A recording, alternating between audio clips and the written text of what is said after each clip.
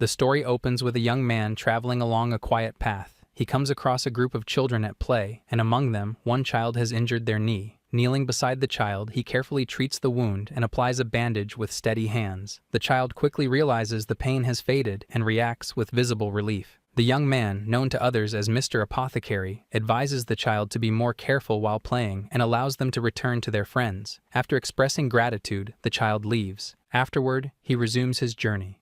As he walks, he glances at a page he carries and silently considers where to begin his work for the day. Before he can decide, a shopkeeper from a nearby market calls out to him, addressing him as Mr. Apothecary and asking for his attention. Recognizing him, the shopkeeper brings him inside. At first, he assumes the shopkeeper is experiencing the same physical discomfort as before. However, the shopkeeper denies this and instead presents something else. He explains that he has received a difficult burden from an influential source and believes it may be of use to Mr. Apothecary. Inside, a young elf girl lies covered in wrappings. The shopkeeper explains that she had been pushed beyond her limits and then abandoned. He adds that beings like her are sometimes used as rare ingredients for powerful medicine, though he himself lacks the means to make use of such a resource. He offers Mr. Apothecary the opportunity to take her instead. Stepping closer, our guy examines her condition in detail. Her injuries are severe. Her fingernails are gone, her body shows signs of advanced decay, and her eyes lack proper response, with one eye entirely missing. Most of her teeth are gone, leaving only a few at the back. Her skin is marked with numerous scars, and her fingers have become unnaturally soft. From these signs, he understands that her internal condition must be just as damaged. Despite this, faint signs suggest that she is still aware of her surroundings. Her hearing is impaired, yet she reacts weakly, as if she can still perceive something. In her fragile state, she seems to cling to a simple desire, as though longing to return to a place she once knew. The shopkeeper urges Mr. Apothecary to make a decision. He suggests that she could still serve as material and offers to sell her at a low price, emphasizing that he does not want her to die in his shop. After considering everything, Mr. Apothecary chooses to take her. The shopkeeper reacts with surprise when he asks for something to carry the girl. He questions the request, unable to understand why the apothecary would choose to take her himself, especially after traveling from such a distant place. Despite this, he insists, making it clear that time is important. Carefully, he lifts the elf, securing her against himself to prevent her from slipping. Wrapping her in cloth, he ties it firmly so she remains supported. As he does this, he quietly considers how she might be understanding her current situation. After adjusting his belongings and positioning his bag toward the front, the apothecary continues his journey. Along the way, he enters a forest, choosing a shorter but more uneven path. He informs the elf of the rough route and keeps moving forward. As evening approaches, he stops and decides to rest for the night. Gently removing the cloth, he sets her down in a shaded area and begins preparing food while ensuring she remains secure. While observing her, he notices a slight change in her condition compared to when she was in the city. He considers that her kind has long lived within forests, which may explain this small improvement. He prepares food with a texture soft enough for her to swallow and recognizes that she can still respond to scents. Once the food is ready, he feeds her carefully by hand, allowing her time to eat. Some of it slips from her mouth, but he continues until she has eaten enough. Afterward, he decides they will remain there for the night. As she lies down, Mr. Apothecary checks her condition again and realizes that her body temperature is extremely high. Considering her wounds, he determines that the cause may be severe inflammation, exhaustion, or a deeper infection affecting her internal organs. Regardless of the exact cause, he decides to proceed with treatment focused on her symptoms. He begins preparing a medicinal mixture using available plants known for reducing fever and fighting infection. Combining ingredients such as elderflower and wild borage, he crushes a magical stone and adds it to the mixture. Knowing that the bitterness would make it difficult to consume, he adjusts the taste by adding honey and salt. When the medicine is ready, he carefully gives it to her, encouraging her to take it slowly. He continues assisting her until she finishes. Afterward, he tends to her fever by placing damp cloths over her body in an attempt to lower her temperature. As she murmurs weakly, he remains beside her, ensuring she can rest while he works to stabilize her condition. After the elf falls asleep, he remains seated nearby. In silence, he reflects on his earlier thoughts, considering that what he had in mind may have been careless. Even so, he holds on to the intention of helping her return to where she belongs. He recognizes that those responsible for her condition are from his own kind, the Irtanos. Across the continent, the 5 races have lived with tension and mistrust since the conflict that ended many years ago. To him, the differences between races lie mainly in physical features and traditions, yet he knows that many others do not share this view. He recalls how the market owner handled her without understanding the harm being done and thinks of those who fail to acknowledge other races as individuals at all. The idea that some look down on others without recognizing them as people remains in his mind as he continues to sit there.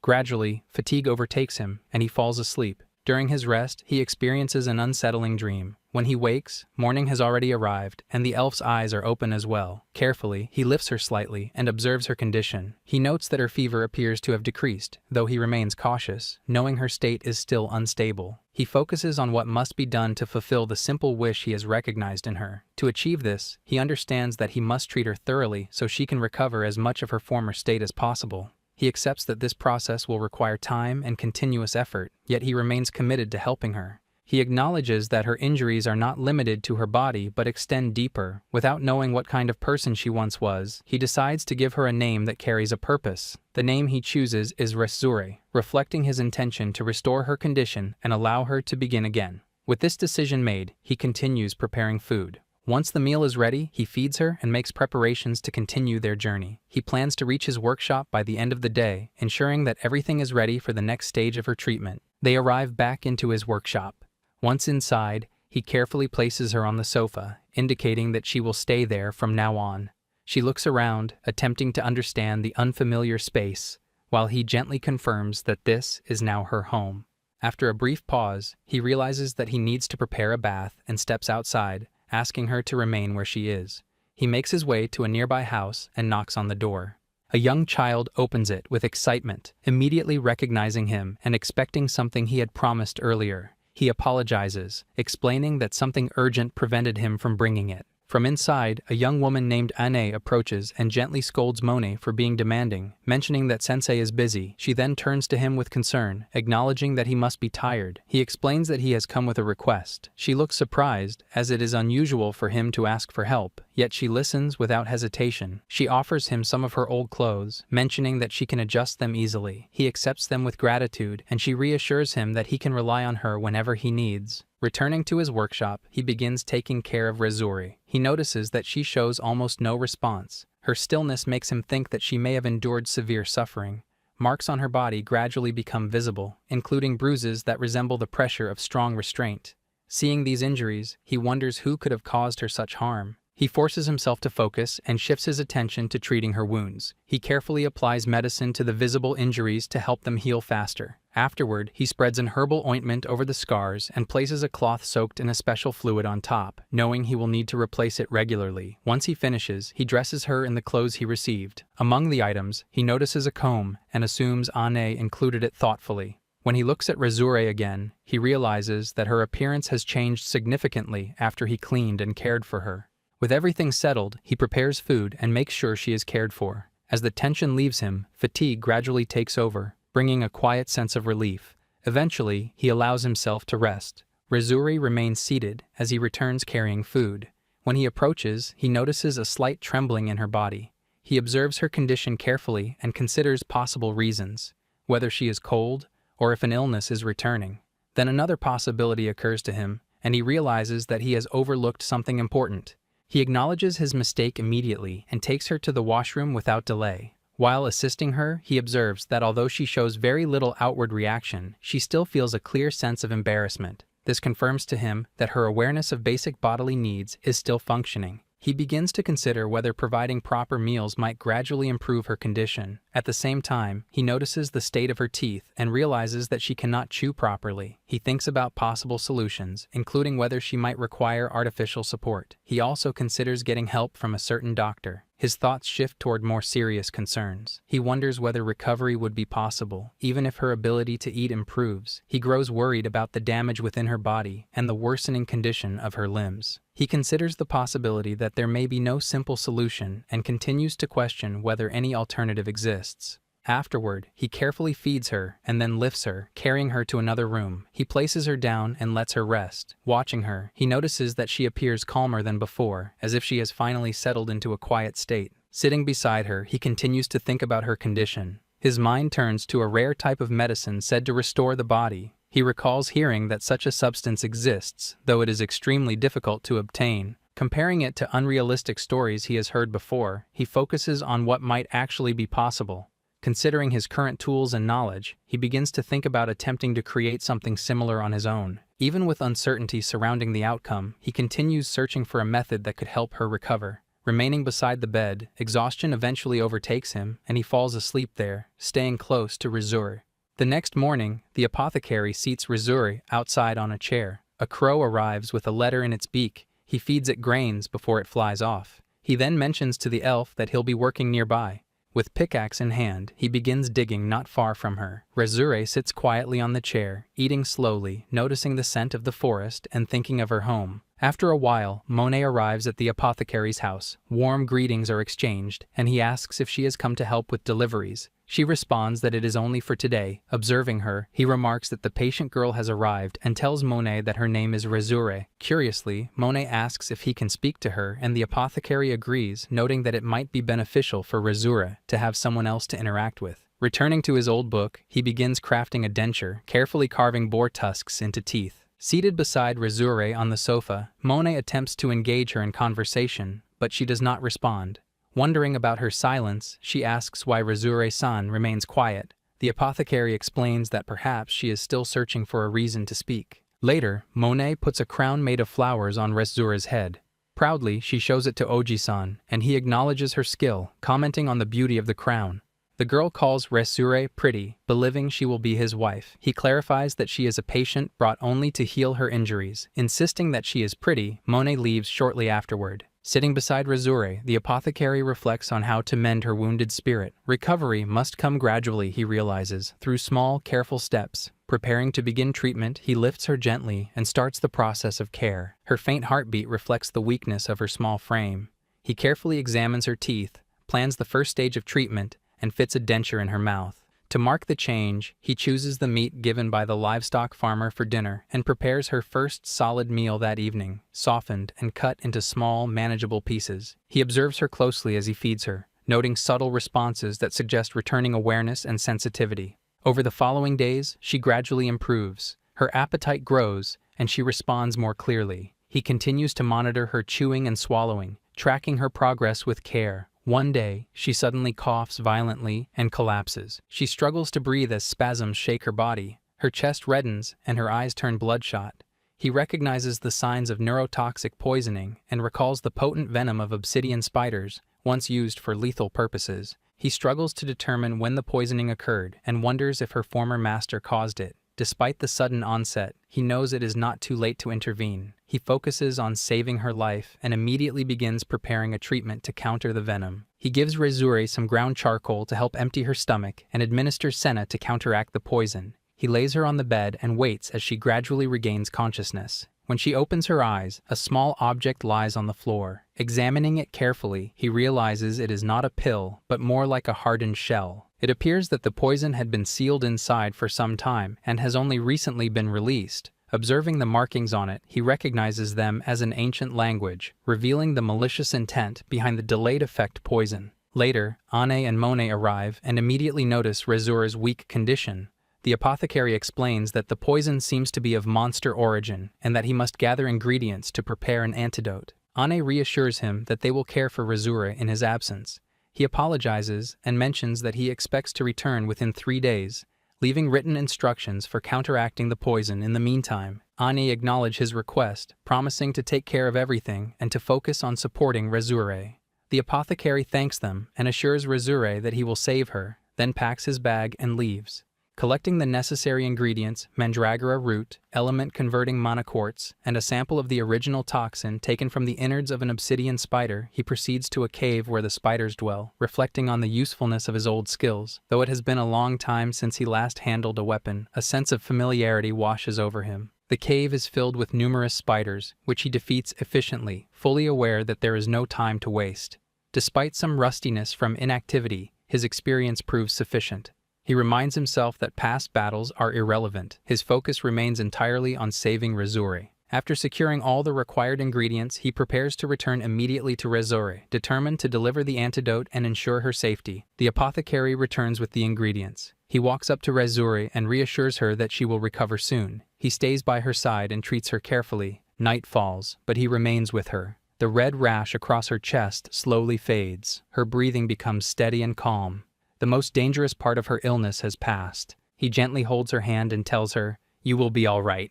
Razure feels his presence. She realizes she is not alone. Slowly, she opens her eyes and senses light around her. When she sees the apothecary, a feeling of comfort fills her. He watches her closely and notices she can speak again. Relief washes over him. He helps her sit up carefully and checks her condition. The poison has lost its power. Her fever drops, and the swelling in her chest decreases. She can move her muscles a little now, but her vision is still blurry. Her pupils react to light, which means her eyes are healing gradually. The mandragora and magic quartz seem to have helped repair the damage to her optic nerves while fighting the poison. He asks if she feels any pain. She answers faintly and recognizes herself. He remembers that he gave her the name Razure earlier. Now he understands. She cannot remember her real identity. She has retrograde amnesia. He feels concerned. She is an elf from a hidden region, but she cannot recall the way back home. He decides he will help her return safely once she is stronger. For now, he focuses completely on her recovery. Razure thanks him softly for saving her life. He reassures her, and himself, that she will recover fully. From that moment, he dedicates himself to restoring her health completely. He stays committed to her well-being until she is fully healed. A few days later, Ane is busy in the kitchen. She glances at Razure, relieved to see her recovering. To celebrate, she decides to bake a cake, hoping Razure likes sweets, and Razure happily says she does. The apothecary watches Ane work and offers to help, but she gently refuses. Noticing the dark circles under his eyes, she grows concerned. He admits he looks worse than he expected. Ane reminds him that Razure has only just recovered, and she wouldn't know what to do if he collapsed as well. She urges him to rely on others sometimes and hands him a hot drink. He thanks her, accepting it with quiet gratitude. As he sits resting, he watches Monet and Razure, a memory from his childhood surfaces. He had once been accused of theft, beaten, and driven out of his village. Alone and starving, he encountered a horned man who offered him food. The stranger asked why he was alone and urged him to eat slowly, showing care in every small gesture. The young apothecary accepted the meal, gaining both strength and a fleeting sense of safety. Now, watching Razure eat with quiet contentment, he recognizes the same kindness. Monet tends to her with patience and attentiveness, mirroring the compassion he once received. Seeing Razure's expression, Aine feels her efforts were worth it. After resting, the apothecary wakes.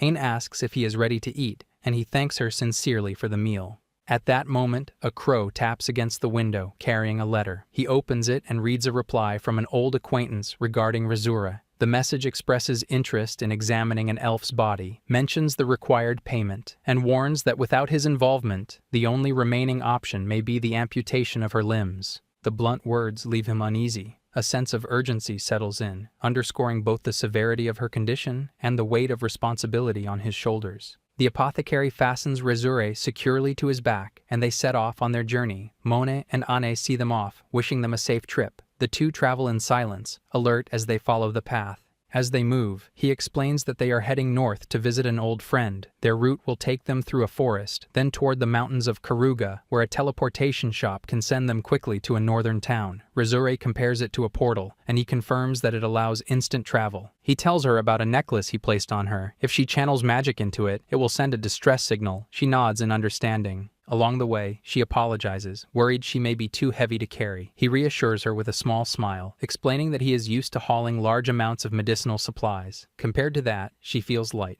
They walk until evening and set up camp. As he prepares their meal, he reflects on the fact that she can finally speak. Even so, he finds himself unsure of what to say. After a quiet pause, Razure asks his name. He simply tells her to call him the apothecary. She accepts, and they acknowledge each other formally. He reminds himself that she does not need to know more. His priority is her safety and completing her treatment before returning her home. Suddenly, a large bear appears before them. The apothecary steps forward, knowing escape would be difficult while carrying her. Before he can act, Razure makes a sound. The bear immediately retreats, startled. She calmly assures him she is fine. Once it is gone, he wonders if she can communicate with animals. She explains that the bear seemed frightened, though she does not know why. He considers this, noting that whatever the reason, her help was significant. Still, he is puzzled that a king grizzly could be driven off so easily. Before their departure, the apothecary notices the cold, curious stares directed at him. He pauses, wondering how he ended up in such an awkward position and why people look at him that way. Annie points out that traveling north will require warm clothing for Razure. He assures her he has spare garments. However, when he gives them to Razure, they prove far too large. Annie and Monet both comment on the size. He explains that he expected this, as the clothes were originally his. Anne suggests he visit town to buy properly fitting clothing, including undergarments. Razure insists she can manage, but the concern remains. Choosing to stay behind, Annie focuses on caring for the patient and the child. Meanwhile, the apothecary visits a women's clothing store. He feels completely out of place. The employees give him sharp, scrutinizing looks, more uncomfortable than anything he experienced at the obsidian spider's nest. Ignoring the tension, he focuses on buying winter clothing and suitable undergarments for Razuri. He approaches a shop assistant and explains that he is shopping for his sick sister. She questions him, clearly doubtful. He insists the clothes are for Razure, who cannot choose for herself. When asked about her age and condition, he gives vague answers, describing her illness without specifics. Despite this, the employee remains suspicious. On the day of departure, Anne and Monet help Razure try on the new clothes. Quietly, she expresses her gratitude for the apothecary's effort in a soft, heartfelt way. Even after everything is prepared, he cannot forget the cold stares from the shop. The memory lingers, refusing to fade. The next morning, he sets off through the forest again, with Razure secured on his back. The quiet of the woods feels unusual, lacking the familiar signs of wildlife that normally fill the area. The stillness feels unsettling, and he senses it would be wise to move quickly. Razure senses something nearby and signals that some creature is approaching, though she cannot determine its direction. The presence feels immense, and a rising sense of unease fills the air. Suddenly, a large snake emerges in front of them, confirming the source of the tension. The creature is a mutated variant, the same one that must have driven the bear away earlier. It has already detected their presence. The apothecary realizes he has no choice but to confront it. He retrieves the strengthening potion he keeps reserved for emergencies and tells Razure to stay aside as he prepares. Using Faruma, he channels magic into his blade, causing it to resonate. With precise movements, he strikes the snake and defeats it. Once the threat is gone, he returns to Razure and reassures her that it is safe. He reflects that ignoring the creature might have put nearby villages in danger. Although the wound on the snake does not seem severe, he applies an antidote as a precaution. Razuri notices his injury. He explains that it is only a minor scratch and urges them to keep moving, reminding her they are close to their destination. Quietly, she reflects on his steady kindness and calm demeanor, feeling a deep sense of reassurance. They arrive at Karuga and head straight to the teleportation shop, eager to continue toward the northern town. Upon entering, a man behind the counter stops them and immediately objects. He hesitates before explaining that their long-eared companion cannot be included in the service. His words come out awkwardly, hinting at personal bias and suggesting the rule is not always applied consistently. The apothecary responds with calm firmness, stating that Razure is his patient and urgently needs treatment in the north. The clerk listens but points to the regulations, reasoning that the service is mainly for humans and that her appearance makes her stand out. He adds that many clerks develop such biases under pressure from wealthy clients. Still, he offers an alternative, a special cargo request for an additional fee. After a brief pause, the apothecary agrees to pay the extra cost to avoid delay. Beside him, Rasuri quietly apologizes, feeling responsible. He keeps his frustration contained and focuses on her condition. The clerk begins making arrangements. The apothecary thanks him for his cooperation, while Rasure acknowledges it in silence. As preparations continue, the clerk mentions that no extra payment is required at this stage and proceeds with the setup. Once ready, they step forward and are transported. Moments later, they arrive in the northern town of Nosebear, where a woman greets them. The apothecary quickly checks on Resura, asking how she feels after the journey. She instead asks about him. Both confirm they are fine, and he suggests finding a place to rest and eat. He mentions a local specialty, fried bread filled with meat, vegetables, and cheese. They follow his suggestion and try the dish. Resure clearly enjoys it. The apothecary watches with mild surprise at her taste for such rich food.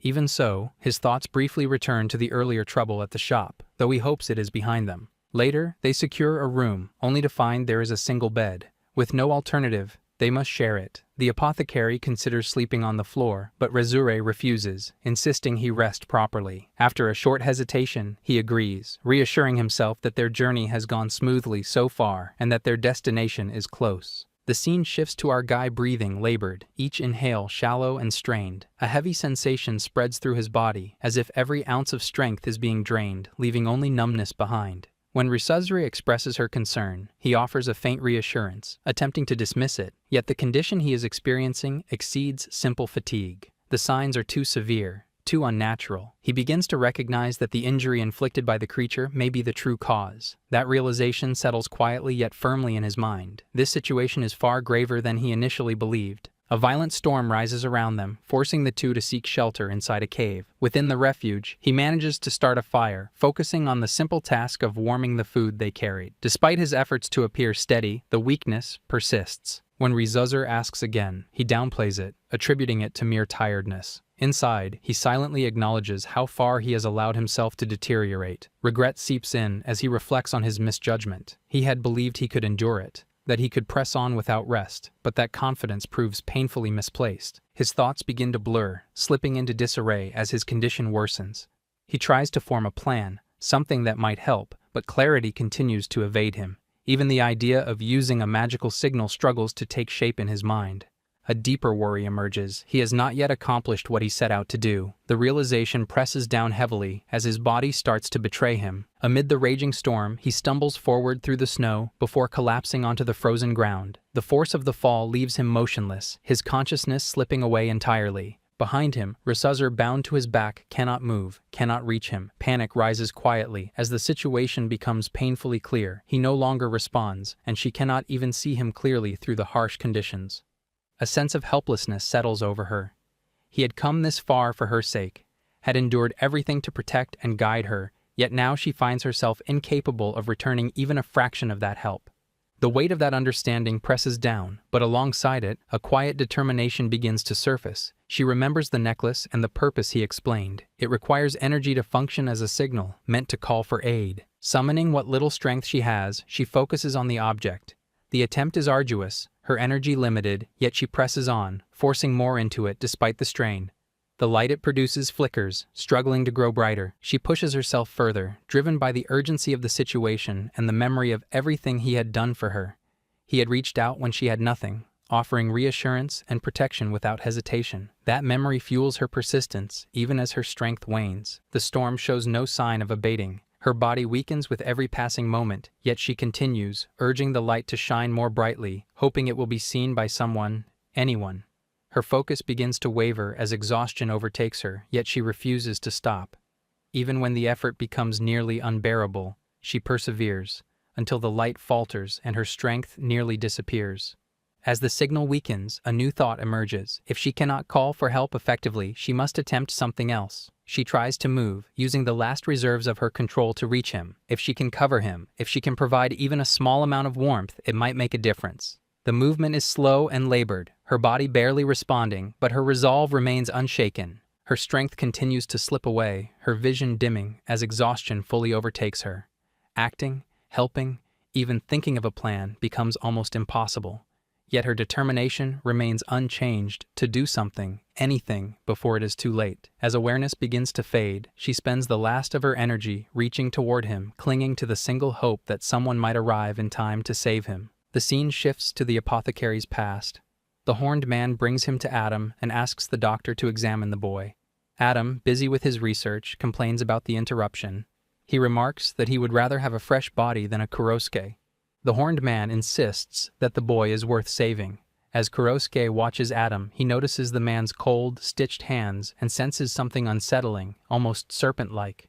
Adam questions the point of examining the boy if he cannot remove a few parts. In the present, the apothecary wakes from this memory. Adam stands before him, noting that he is finally awake and commenting on his behavior. Adam brings up the danger they recently faced. He explains that Ghosh and the elf were the ones who saved him, reminding him how close he came to death. When the apothecary asks about the elf, Adam tells him she is resting in another room. She exhausted herself using magic to help Ghosh find them. He adds that the apothecary can thank her once she wakes. The apothecary then explains how he fought a monster and suffered the injury. Adam scolds him for overworking and acting without thinking. He points out that rushing into danger and hesitating at the wrong moment led to his current state. Now that he is safe, the apothecary apologizes.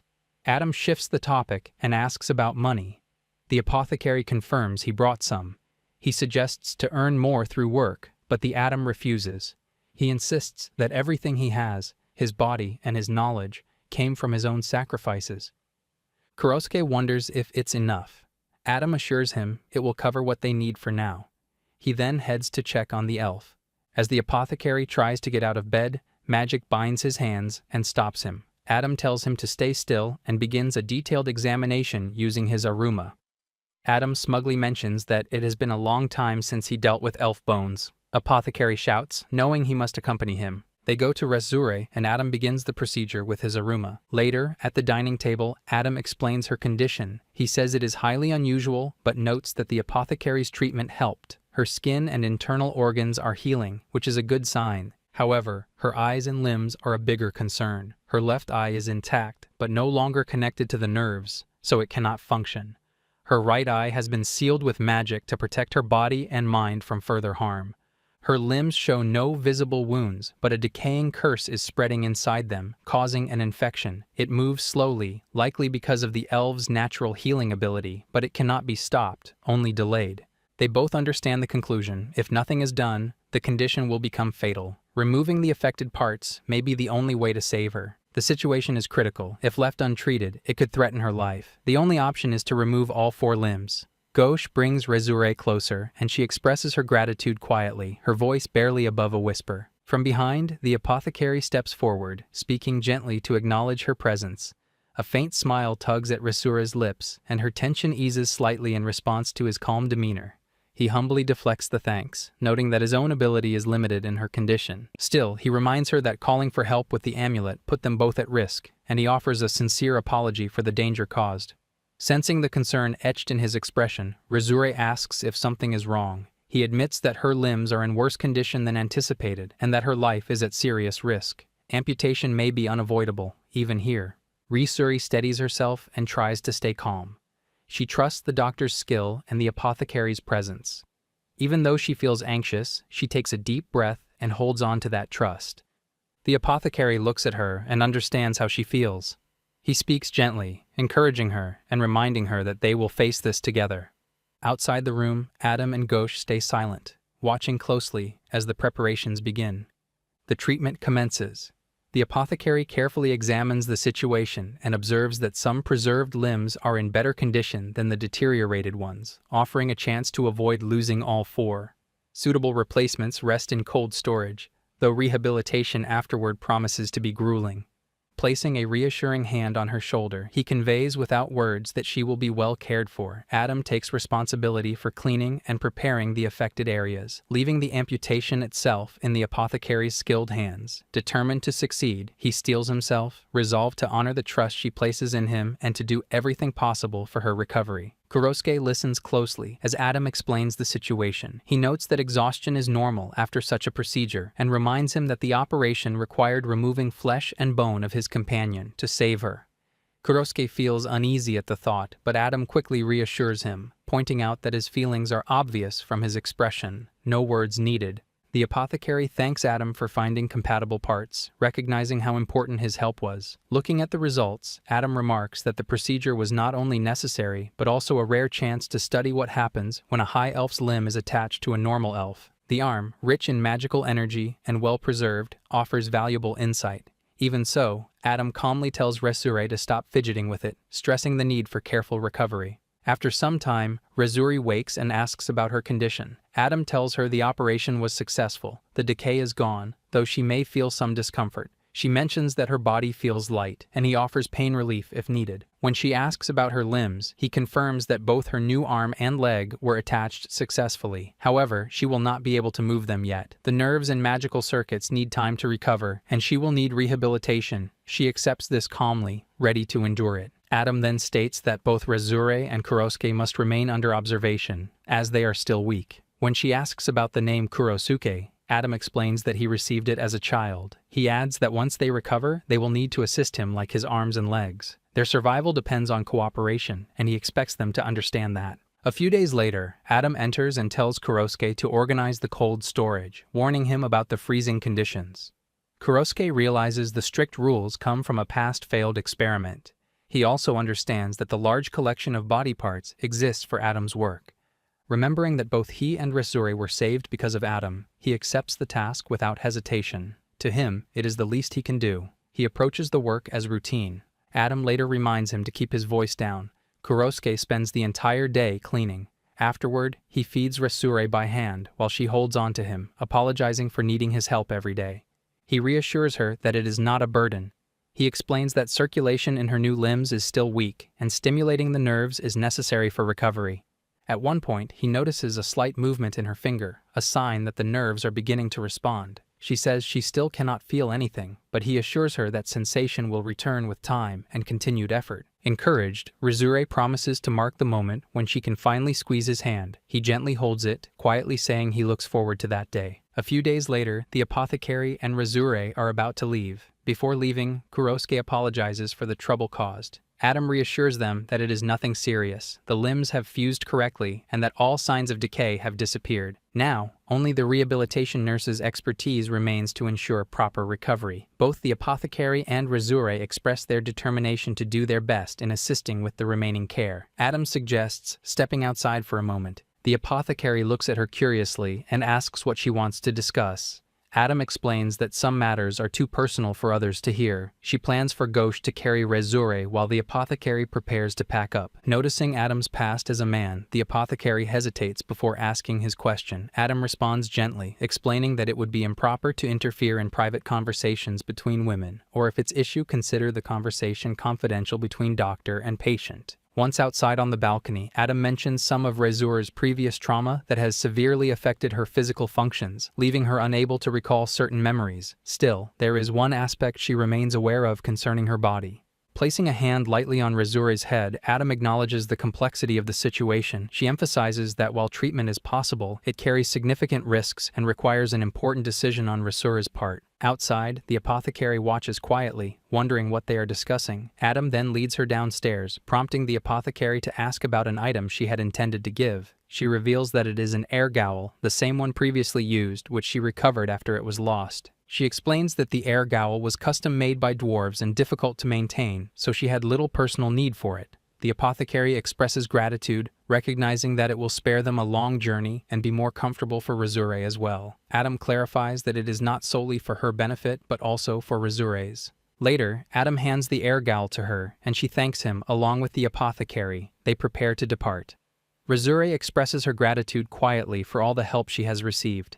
Adam mentions that she has already gathered valuable research and that the apothecary need not return, though he protests the phrasing. As they begin their journey, the apothecary checks on Resure. She reassures him that she is fine and not feeling cold at all. Reflecting on her conversation with Adam, the apothecary notices that Resure appears more somber. Adam suggested that the content of that private discussion should remain confidential, even from the apothecary. Nonetheless, she affirms that he will be there whenever Resure needs assistance, and that Resure can rely on him without hesitation. Resure expresses her gratitude quietly, feeling reassured. The scene shifts to Kurosuke's past. Memories of failure and loss weigh heavily on him. Everything he had worked for has collapsed, along with the companions who shared his path. The goals he chased and the ideals he cherished now feel out of reach. He is defeated, having lost everything. Adam notices the gloom on Kurosuke's face and remarks that everyone is gone and will not return. These words bring back the horned man's final apology, that they could not start the revolution. He acknowledges that his own selfishness contributed to these failures, pulling Kurosuke down with him, and urges Kurosuke to live as he truly wants. Kurosuke recalls the last moments of the lives he affected, lives now ended, including parts of his own spirit. All that remains are his hands, empty and stained. He quietly asks a question that lingers in his mind. What does it truly mean to live freely, unbound by the past or by one's mistakes? One day, while Resure is relaxing in a warm bath, Ani enters to check on her. She tests the water temperature and makes sure Resure isn't feeling lightheaded. Resure smiles and reassures her that she's enjoying the comfort of the bath. Soon after, Monet joins them. Ane helps make space for everyone. Resure looks happy to have company, and Monet suggests they should spend more time together because it feels fun and relaxing. Ane observes Resure's resilience and strength. She notes how Resure manages many burdens despite her delicate frame and honest nature. Ane acknowledges that Resure now faces the challenge of adapting to her new limbs, but expresses confidence that support will help her overcome it.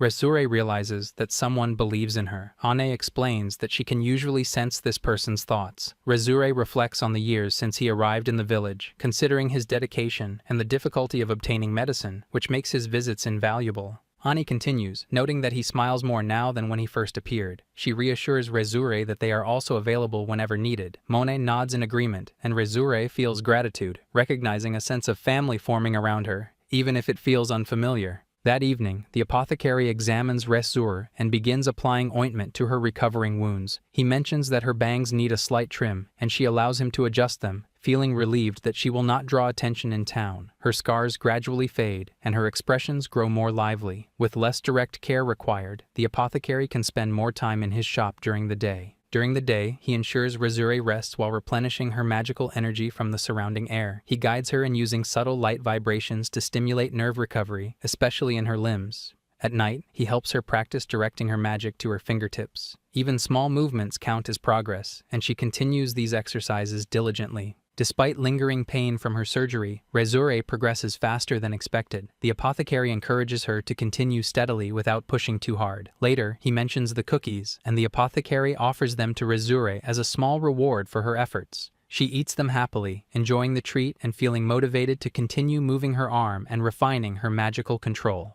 1 month later, their usual exercises focus on Rezure's wrists and elbows. She approaches the routine with determination, surprising the apothecary with the noticeable improvement in her magical abilities. She reports that she can feel her hand again, finally able to respond to his guidance with a firm grip. The apothecary, holding her hand, is astonished by her progress, remarking on how impressive it is considering only a month has passed since her surgery. Rezure acknowledges that her nightly efforts contributed to this recovery. She has committed herself, beginning each morning by trying to move her fingers and continuing discreet practice during the day whenever she is alone. Even while resting in bed, she endures lingering pain consciously, steadily building strength and control. The apothecary affirms that her progress results from her own dedication, not just his guidance. In the darkness, an elf resembling Rezure is seen looking for her Oni-san.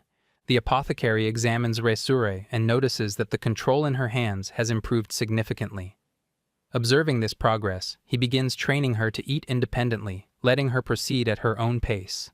At first, she hesitates, uncertainty flickering across her features, but her eyes reveal a clear determination to manage it by herself. After serving the food, the apothecary secures a spoon in her hand so she can hold it properly. He gently guides her hand toward the bowl placed before her, supporting the movement without taking control. With careful effort, she lifts some food and after a tense moment, manages to take a bite on her own. A quiet, overwhelmed sob escapes her lips, tears welling in her eyes as the realization of her achievement settles in. A sense of accomplishment floods her, brightening her expression. The apothecary acknowledges her progress with a warm, encouraging smile, urging her to continue. As she eats, the taste of the dumplings reaches her, and her eyes widen slightly at the flavor. She finds them delicious, a small joy amidst her hard work. He ensures that bringing the food to her mouth remains comfortable, explaining that the dish is made from fish paste. As she continues eating without difficulty, more is offered. She nods in agreement. She shows her satisfaction through subtle smiles and quiet sighs of contentment. Being able to eat by herself again gradually restores her appetite. The apothecary bring Rezure into the forest, own a wheelchair made by the village carpenter. As it's lunchtime, they sit down to eat. He pours some soup into a mug and hands it to her. She holds it carefully, inhaling the pleasant aroma and showing quiet appreciation. As her fingers wrap around the mug, she notices that strength is gradually returning to her hands, a small but satisfying sign of progress. While they sit, a small squirrel approaches. Rezure notices it drawing closer and becomes aware of its gentle presence. The animal climbs onto her arm without hesitation, and she allows it to stay, offering it her calm attention. Eventually, the squirrel settles in her lap and falls asleep. Watching this, Rezure feels a profound connection to the place around her and the people within it. A deep attachment stirs in her heart, along with a longing to remain there for the rest of her life. The apothecary turns his attention to her, silently wondering whether her lost memories have returned. When she reacts with regret, he dismisses her worry, reassuring her inwardly. He notes that her recovery has been steady, a thought that brings him quiet relief. He also reflects that, if her memories were to return, he could take her back to the place where she originally belonged. Rezure considers her hometown, trying to picture it despite having no recollection. The apothecary explains that, when they first met, she had continuously expressed a longing to return there. From this, he infers that her home and her family must have held great importance in her life. A strong intention to restore those things fills him, rooted in a wish he has carried all along. Resure feels gratitude toward him, recognizing the happiness she has experienced during her time with him. Yet he internally rejects the need for such thanks, acknowledging that his actions were not entirely selfless. He prepares to reveal a part of his past. He recalls losing his parents at a very young age. A demon took him in and treated him kindly, providing care and support. That same figure later introduces him to Adam. As time passes, he grows up under their guidance and eventually becomes someone capable of taking lives. He remembers a time when demons planned to overthrow the ruling Iruda, who had oppressed other races. The one who once saved him rose to lead this movement. Although he belongs to the Iruda himself, he feels drawn to the leader's sense of fairness toward all races. This conviction compels him to join them. He recognizes his own limitations compared to others, so he avoided fighting on the front lines. Instead, he took on a supporting role and eliminates targets from the shadows. During this period, he seeks dangerous creatures to create poisons. This builds the foundation of his knowledge as an apothecary. At the same time, he develops and wields his own unique magic as a practical tool.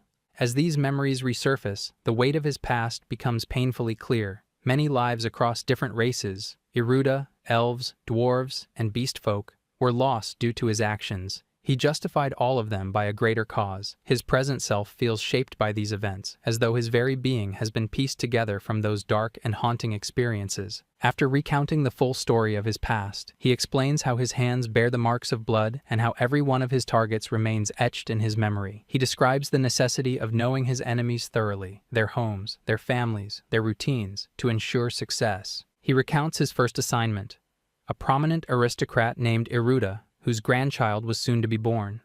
The child's arrival makes no difference to him. He recalls the smallest details about the target's habits, the cup of morning coffee, the way he carried himself, and how he used poison to complete the task.